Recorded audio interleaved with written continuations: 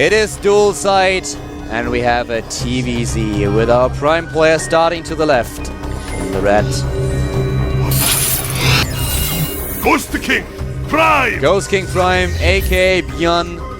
He is facing the last player for the FXO team. Unbeatable. He looked so strong. He looked invincible against Lucky. Can he beat Lucky's teammate from the team FXO? The last hope. He is. FXO Lino! This is going to be so... Okay, I'll say it. I think Lenok is going to pull this off, and we will have either Lenok against Maro or against Marine King.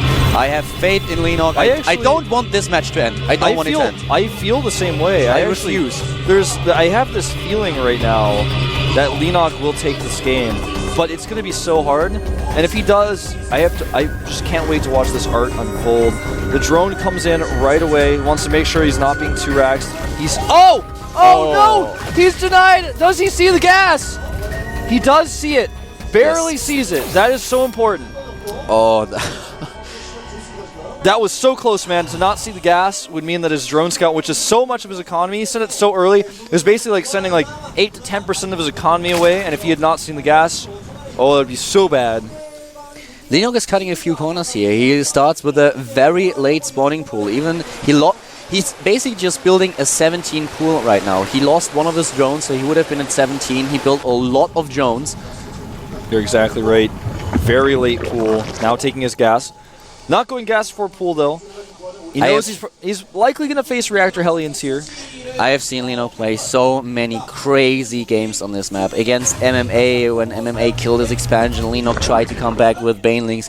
He is just such a great TVZ player. This is going to be so hard, though. He knows that it's not only Young, it is Marine King, it is Maru. The whole Prime team is still around in order to throw 3 players at him. And we have, of course, Byung with the Reactor Factory. Yeah, he's going to be sending some Hellions out to put pressure on. Lenok is known to do Roach Baneling all-ins on this map. He may do something like this. He may indeed. It's not what I expect to see, but he chose dual sight, and it's a tough map for Zerg. He may try to do something like that. Only time will tell. He has now mined almost 100 gas, so we're going to find out very shortly if he's going to continue that mining. Will he pull them? They have played against each other a few times. You see that Lenok won 2-1 in January, but in August, or I said that backwards, in January, I'm like saying this so wrong. I'm so excited. Bjorn won in January, and in August, Lenok won. 2011, last year. So, quite a long time ago. In fact, a year ago it was. Bjorn looked very strong against Lucky, not really unbeatable, and Lenok, will he go for some kind of pressure build here? He has a bit more gas. He has more gas. We have 3 additional barracks, 2 additional barracks now for Bjorn, but he's no command Lenok is getting more gas after he started speed. Yeah, it looks like Lenok wants to put some super aggression on. No Ro4 just yet, no Baneling Nest. He hasn't shown either of those, but Bjorn, he expects something like this. He wants to put his own type of unique pressure on. He's just going to continue to control the map with these Hellions, but to add these units in the background, adding these extra barracks without command center could catch Lenok off guard. But with the build that Lenok is likely going to do here, we're going to have a very even trade, I think. So far, there is no expansion for Bjorn. The Lings come in, spot there's no command center just yet. Speed is done now.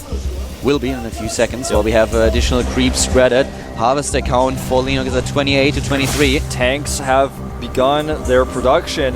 We're going to have a 4GG style timing attack, I think, with no stim and just a few siege tanks, maybe 2, maybe 3, but likely 2 siege tanks. Marines without stim. It's going to be very difficult to defend. Lenok starts a spine crawler now in an evolution chamber. He has continued his gas mining, but is just going to be using that for upgrades by the looks of things.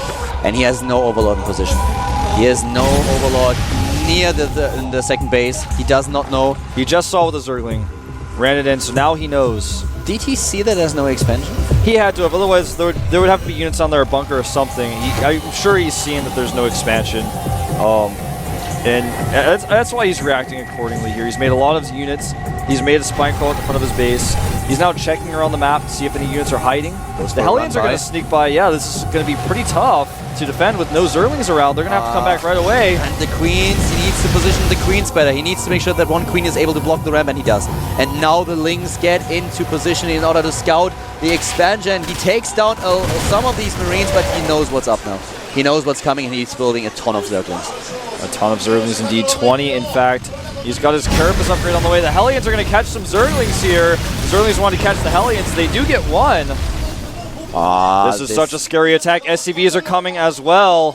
37 harvests against 25 in favor of Lino. Does he have too many?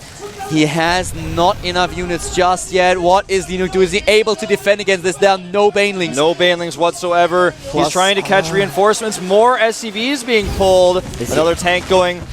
Oh, he's actually catching a few reinforcements here. A lot of them. The attack does commence now.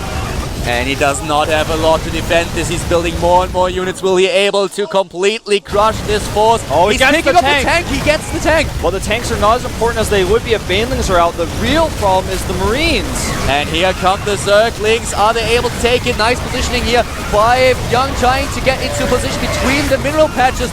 Not quite able to pull it off. 42 against 48 is the supply count right now. The drones get in a little bit too late. Not able to help in the main fight.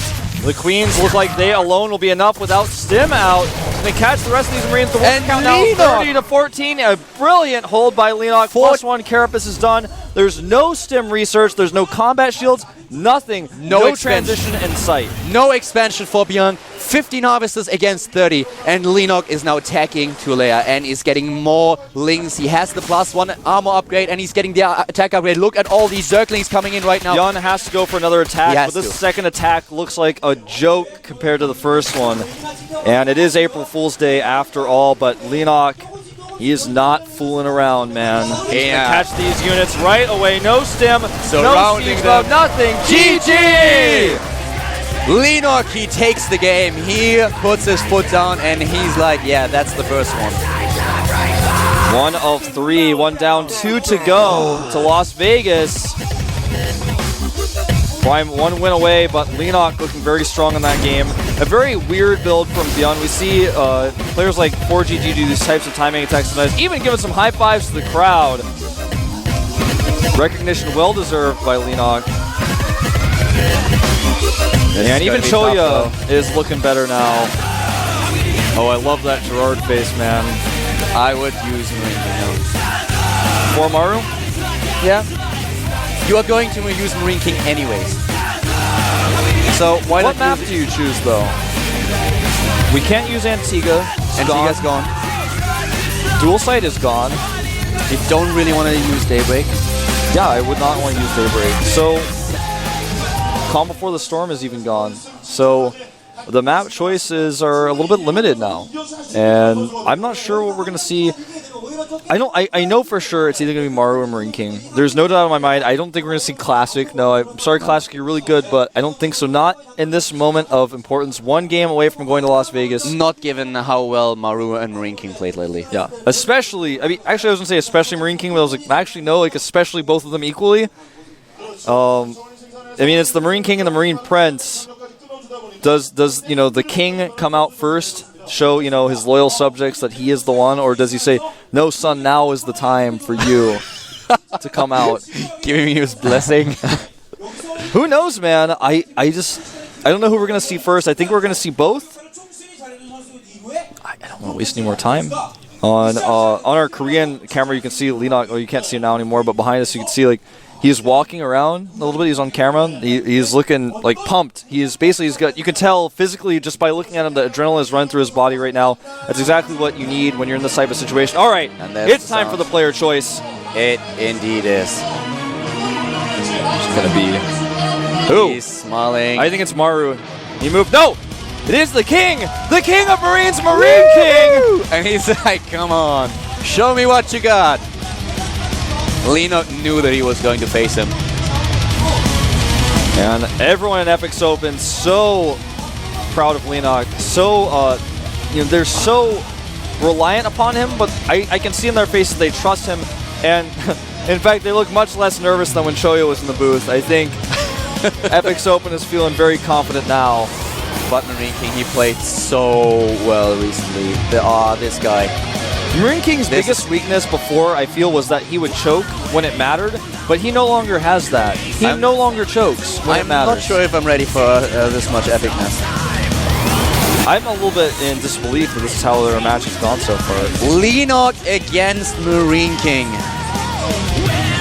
Oh my god, this is going to be so great. This is going to be amazing. Indeed. I'm actually just sitting here thinking about, if I'm Marine King, how do I feel? What build do I do? What map do I choose? Do I 2-rax him? Or is he going to think I'm going to 2-rax him? You know, am I going to go for something that Marine King never does? Do I go for 2-port Banshee? I don't think so, but maybe I should do that. I don't know. What was the plan from the beginning? Is this what Gerard has planned? Is this what Marine King has been preparing for? Did he expect to come out in at this timing, at this way against Leenock? And just think about it. If Leenock is able to take down Marine King, what do you do? Do you really send out another Terran? Yeah, that is the question. It makes Maru, a young player, in a position of stress. But historically speaking, as far as we've seen Marine King and Maru seems to be the guy who gets less nervous. But guys, we are having another break. I hate it. I want to jump into this game, but still, we're having a 5-minute break, and then we are back with Marine King against Leenock.